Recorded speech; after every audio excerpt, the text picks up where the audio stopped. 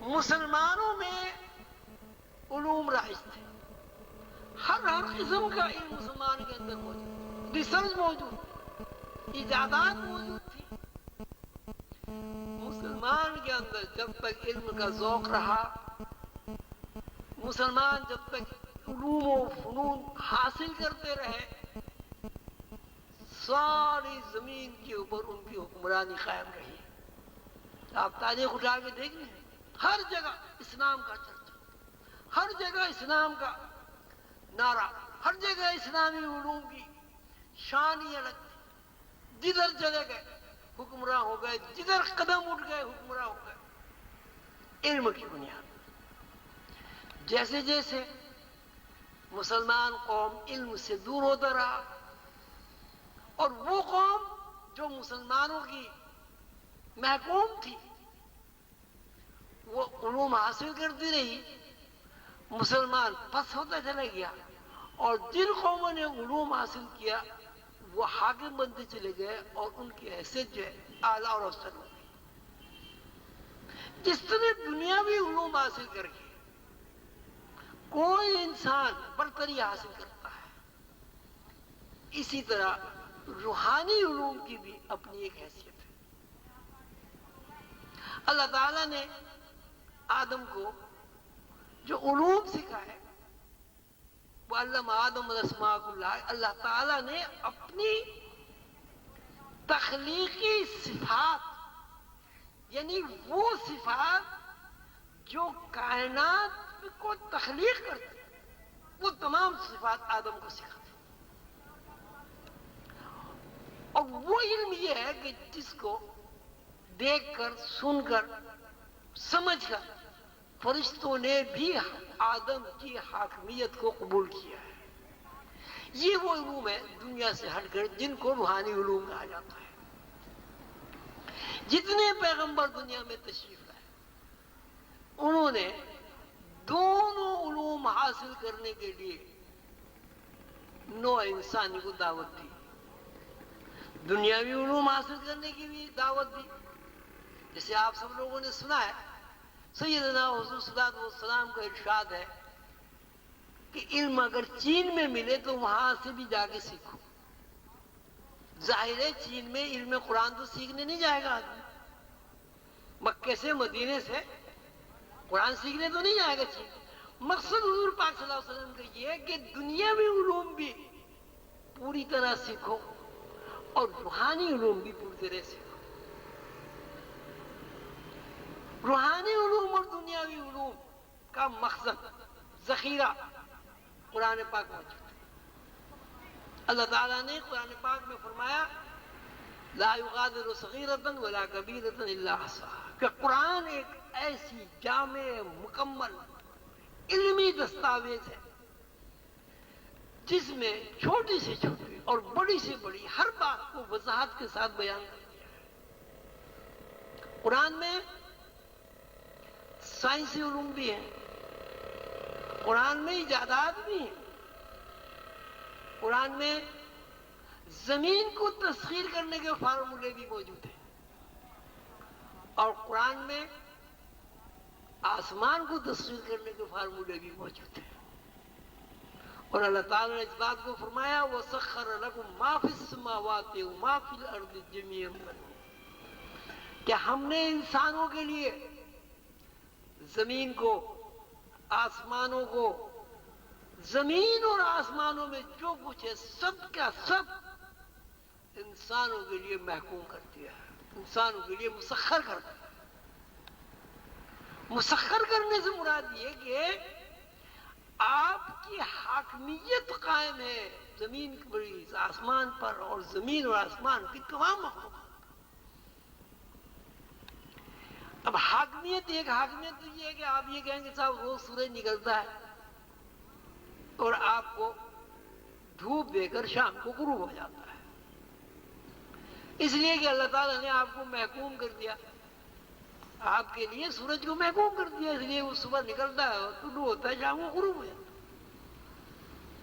یہ حاکمیت انسان کی اپنی جگہ قائم ہے، لیکن اس میں انسان کا ذاتی وصف جو ہے وہ زیر بحث نہیں آتا۔ اب ذاتی وصف زیر بحث آتا ہے تو سیدنا حضور صلی اللہ علیہ وسلم کے بارے میں آپ سب لوگ جانتے ہیں کہ وہاں پہاڑی پہ کھڑے ہوئے لوگوں نے معاوضہ طلب کیا، سیدنا حضور صلی اللہ علیہ وسلم نے انگشت شہادت اٹھائی، چاند کی طرف اشارہ کیا اور ایسے کیا، چاند کے دو ٹکڑے ہو گئے۔ یہ حق کیا، حضور پاک صلی اللہ علیہ وسلم نے ہاتھوں میں ککڑیاں لی، کلمہ پڑھنا شروع کیا، درخت سے ٹیک لگا کے خطبہ فرمایا کرتے تھے، وہاں سے جب منبر پہ کھڑے ہوئے درخت نے رونا شروع کر دیا اور مسجد میں موجود تمام صحابہ کرام نے اس درخت کے رونے کو سنا۔ حضور پاک صلی اللہ علیہ وسلم تشریف لے جا رہے تھے، دیکھا ایک اونٹ رو رہا ہے، اس کے اوپر ہاتھ پھیرا، اس سے پوچھا تیرا کیا حال ہے؟ اس کے مالک کو بلایا اور اس سے مالک سے یہ کہا کہ یہ تیرا اونٹ جو ہے یہ تیری شکایت کر رہا ہے، یہ کہتا ہے کہ کام تو مجھ سے پورا لیتا ہے لیکن کھانے پینے کو مجھے نہیں دیتا، میں کمزور و ضعیف ہو گیا ہوں۔ اسی صورت سے حضرت سلیمان علیہ السلام کے واقعے میں آپ غور کریں، ہوا پہ ان کی حکومت ہے، اللہ تعالیٰ فرماتے ہیں کہ ہم نے ہوا کو حضرت سلیمان کے تابع کر دیا اور سلیمان کو یہ بتا دیا کہ ہوا تیرے تابع ہے اور تجھ سے یہ سرکشی نہیں کر سکتے۔ پیغمبران علیہ السلام کے قصے اگر آپ پڑھیں تو لوگوں نے پڑھنے ہی چھوڑ دیا، اب تو لوگ کہانیاں پڑھتے ہیں، ناولیں پڑھتے ہیں، ایسی کہانیاں پڑھتے ہیں جس میں کوئی سر پیر ہی نہیں ہوتا، جس میں سسپینس ہو، جس میں دہشت ہو یا جس میں جنسی لذت ہو، وہ ہمارا شعار بن گیا پڑھنے کا کہانیوں کا۔ پیغمبران علیہ السلام کے اگر آپ قصص پڑھیں اور ان کے اندر تفکر کریں تو ہر قصے میں آپ کو ایک حکمت نظر آئے گی، ہر قصے میں آپ کو اس بات کی نشاندہی ہوگی کہ اللہ تعالیٰ نے ہر پیغمبر کو حکمت دے کر نہ یہاں بھیجا، اور وہ حکمت جو اللہ تعالیٰ نے پیغمبروں کو عطا کی، اس حکمت کو پیغمبروں نے تمام نوع انسانی تک پہنچایا تاکہ انسان اپنے ازلی شرف سے واقف ہو جائے اور انسان کے اندر یقین بیدار و متحرک ہو جائے کہ انسان دراصل اللہ تعالیٰ کے علوم کا امین ہے۔ انسان کی فضیلت دراصل یہ ہے کہ انسان کے پاس اللہ تعالیٰ کے وہ خصوصی علوم ہیں جو علوم انسان کے علاوہ کسی دوسری مخلوق کے پاس نہیں ہے۔ جب تک انسان اپنی ازلی شرف کو تلاش نہیں کرے گا، جب تک انسان اپنے باپ آدم کے ورثے علم الاسماء کو حاصل کرنے کی جدوجہد نہیں کرے، اس وقت انسان محکوم رہے گا، ذلیل رہے گا، پست رہے گا، بے سکون رہے گا، پریشان رہے گا، اس کے اوپر دہشت اور خوف کے سائے منڈلاتے رہے گا۔ اور جب انسان اپنا ازلی شرف حاصل کرنے کے لیے اپنے باپ آدم کے ورثے کو تلاش کرے گا، تلاش کہاں کرے گا؟ وہ تو موجود ہے، قرآن پاک آدمی کا ورثہ تو ہے، قرآن پاک علم الاسماء ہی تو ہے، قرآن پاک وہ امانت ہی تو ہے جس امانت کو اٹھانے کے لیے زمین آسمان کی تمام موجودات نے انکار کر دیا تھا اور انسان نے اس کو اپنے کاندھوں پر اٹھا لیا تھا۔ اس ساری تقریر سے، یہ ساری بات سے، گفتگو سے ایک نتیجہ مرتب ہوتا ہے، وہ یہ ہے کہ اگر انسان اپنے باپ آدم کا ورثہ علم الاسماء سیکھ لے تو وہ اللہ کا نائب ہے، اللہ کا خلیفہ ہے،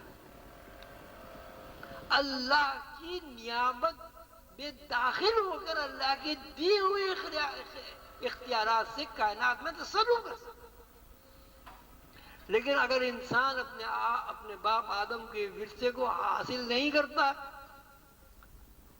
تو انسان کی حیثیت جانوروں سے زیادہ ممتاز نہیں ہے۔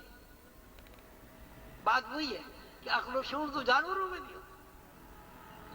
یہ بات محسوس کر کے کہ انسان کا امتیاز یہ ہے کہ اس کو علوم حاصل ہو، اس لیے کہ اللہ تعالیٰ نے انسان کو علوم سیکھنے کی صلاحیت دی ہے، چاہے وہ دنیاوی علوم ہو، روحانی علوم ہو، دینی علوم ہو، آسمانی علوم۔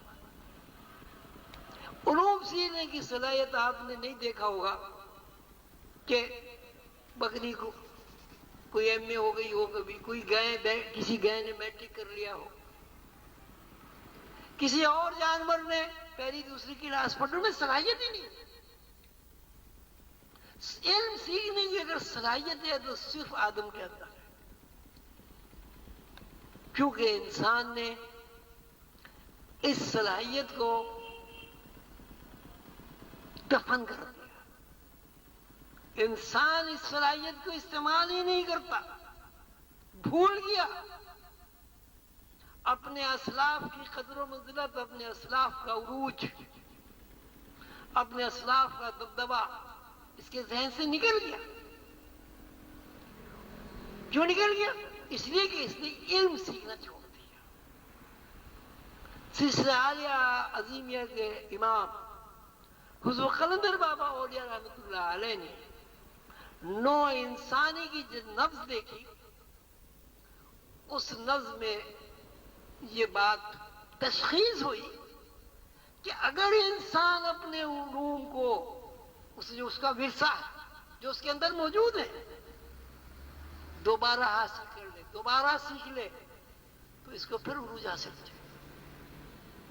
دنیاوی علوم سیکھ لے تو دنیاوی عروج حاصل ہو جائے گا، روحانی علوم سیکھ لے تو کائنات پر حکمرانی قائم ہو جائے گی، اور جب کائنات میں حکمرانی قائم ہو جائے گی تو اس کے اندر سے پریشانیاں، اس کے اندر سے عدم تحفظ کا احساس، اس کے اندر سے خوف اور اس کے اندر سے غم نکل جائے گا۔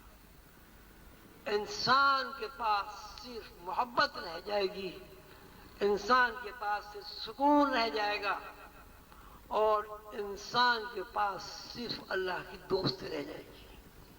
الا ان اولیاء اللہ لا خوف علیہم ولا هم یحزنون۔ اللہ تعالیٰ نے قرآن پاک میں فرمایا کہ جو بندے میرے دوست بن جاتے ہیں ان کے اوپر سے غم اور خوف دونوں ختم ہو جاتے ہیں۔ آپ غور فرمائیں، اگر بندوں کے اندر سے غم اور خوف نکل جائے پھر سکون، عافیت، خوشی، مسرت، شادمانی کے علاوہ کیا باقی رہے گا؟ یہ محسوس کرتے ہوئے کہ نوع انسانی نے علم کی طرف توجہ دینا چھوڑ دی ہے یا کم کر دی ہے، عظیمیہ سلسلے نے ایک پروگرام بنایا کہ نوع انسانی کو دنیاوی علوم کے ساتھ ساتھ نوع انسانی کو یہ بتایا جائے کہ دنیاوی علوم سیکھنے کے ساتھ ساتھ قرآنی علوم کو بھی سیکھا جائے، اور جب قرآنی علوم سیکھیں گے، دنیاوی علوم بھی ساتھ ساتھ سیکھیں گے تو ہمارے اندر عزت اور توقیر کا جذبہ پیدا ہوگا، اور ہم اس بدحالی سے، بے سکونی سے، پریشانی سے، خوف اور ڈر کی زندگی سے، وسوسوں سے، ذلت اور رسوائی سے آزاد ہو جائیں گے۔ اب اس کام کو عظیمیہ سلسلے والوں نے شروع میں تو اخباروں کے ذریعے پیش کیا. آپ نے اخباروں میں پڑھا ہوگا. اخبار کا دامن جب کم نظر آیا، روحانی ڈائجسٹ پرچہ نکالا. روحانی ڈائجسٹ کس طرح نکلا، کس طرح شائع ہوا، کتنے سال اس کو خون دینا پڑا، کتنے سال اس پر نقصان اٹھایا، لیکن بہرحال اللہ کے بھروسے پر ایک لگن یہ تھی کہ کسی طرح نوع انسانی کو علوم کی طرف متوجہ کرتے تھے، خصوصاً حضور پاک صلی اللہ علیہ وسلم کی امت کو علوم کی طرف متوجہ کرتے تھے. سلسلہ جب بڑھا، اللہ کا بڑا کرم ہے، جو لوگ تشریف لائے انہوں نے نہ صرف یہ کہ میری ساتھ ہمدردی کی، بلکہ میرے ساتھ ہر قسم کا تعاون کیا، جسمانی تعاون بھی کیا، مالی تعاون بھی کیا. جب وہ اور تعاون بڑھا، اور اچھے لوگ ملے، نوجوان بچے ملے، پھر بیٹھ کر یہ طے ہوا کہ حضور کے امتی علم کی طرف متوجہ نہیں ہوتے. اب صورت یہ ہے کہ ان کے گھر تک علم پہنچایا جائے، ان کے محلوں میں ایسے سینٹر قائم کیے جائیں تاکہ وہ اس طرح متوجہ ہو. اور کیوں پھیلایا جائے؟ اس لیے کہ جو حضور پاک صلی اللہ علیہ وسلم کی طرف سے ڈیوٹی لگی ہے وہ پوری ہو جائے. جب ہم مریں تو سیدنا حضور صلی اللہ علیہ وسلم کے دربار میں سرخرو ہو کر حاضر ہو. جو ڈیوٹی لگی اسے پورا کر دیا، باقی مانے نہ مانے یہ دوسروں کا کام ہے. پھر یہ طے ہوا کہ محلے محلے حضور پاک صلی اللہ علیہ وسلم کا وہ علم جس علم کی بنیاد پر ہم حضور کے امتی ہیں، وہ علوم جن علوم کی بنیاد پر حضور پاک صلی اللہ علیہ وسلم رحمت للعالمین ہے، وہ ان کی امت تک پہنچایا جائے. اور یہ سینٹر عظیم یا روحانی لائبریری کے نام سے قائم ہوئے. اب تک 20-22 سینٹر ہمارے یہ نوجوان بچے، آپ کے بچے، میرے بچے، اللہ تعالیٰ انہیں مزید ہمت دے، اللہ تعالیٰ ان کی کوششوں کو قبول کرے. یہ ہم نے سینٹر قائم کیے. اب آپ سب حضرات کا، والدین کا، والدین کے بچوں کا، بہنوں کا، بیٹیوں کا، ماؤں کا فرض ہے کہ جو آپ کے گھر پر ہم پورا علم کا ذخیرہ لے آئے ہیں، آپ کے گھر پر، آپ کے محلے میں ہم نے جو علم کا چشمہ ابال دیا اس سے آپ فائدہ اٹھائیں.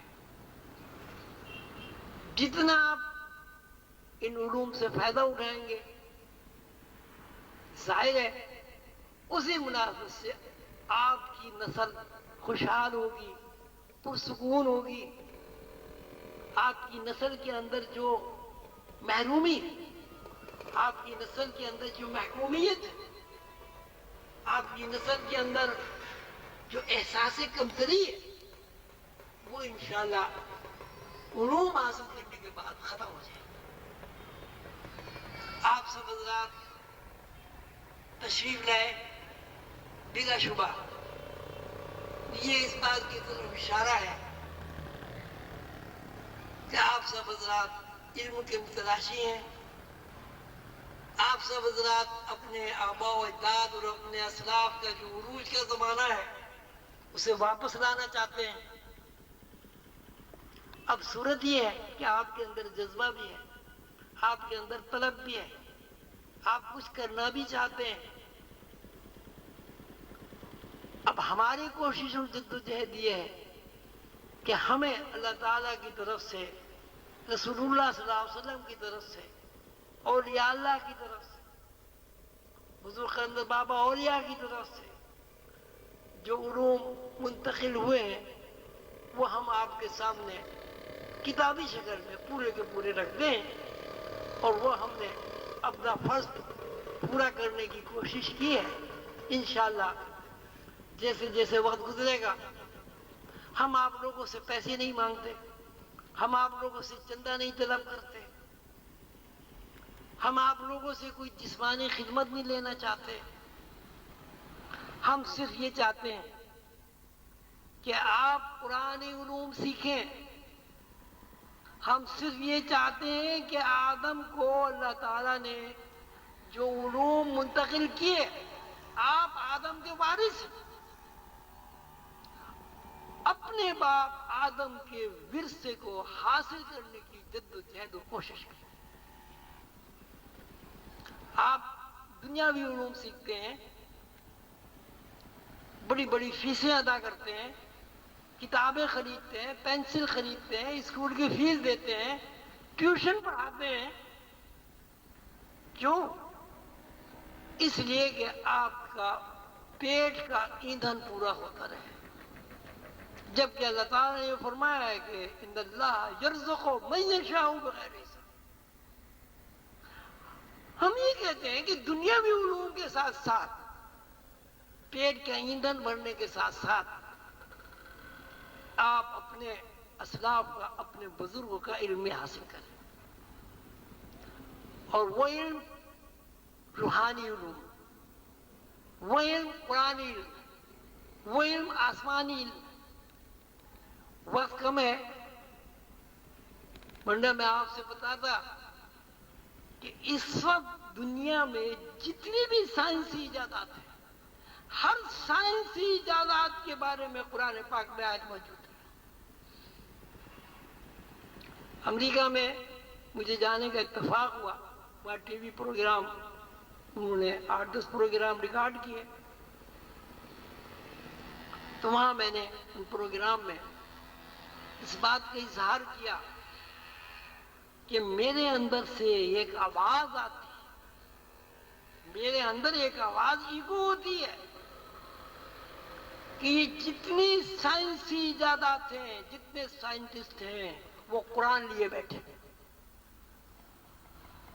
وہ قرآن پڑھتے ہیں, ان قرآن کی آیتوں پر ریسرچ کرتے ہیں, نتیجے میں کوئی نہ کوئی چیز ایجاد ہو جاتی ہے, اور اس ایجاد کا سہرا وہ اپنے ماتھے پر باندھ لیتے ہیں. وہ یہ نہیں بتاتے کہ ہم نے یہ ریسرچ قرآن سے کی ہے. اس لیے اگر آپ ہوائی جہاز کا فارمولہ معلوم